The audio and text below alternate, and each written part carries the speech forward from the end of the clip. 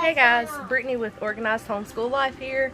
We are doing our nature journals and we're doing our poems on the porch. Something that I decided to do this year instead of doing poetry tea time, because I felt like these two things would go great together. Me just kind of reading them little poems and them doing their nature journals. So today we're sitting on my aunt's porch. I just got done cleaning her house and my kids are sitting in front of me, and we went to Rock City. Hold on.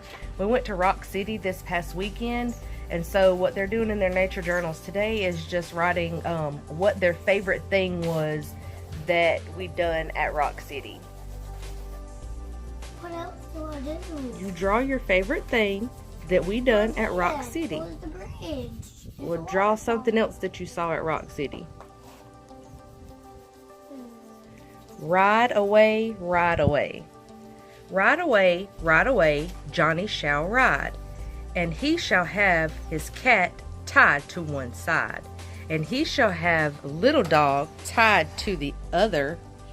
And Johnny shall ride to see his grandmother.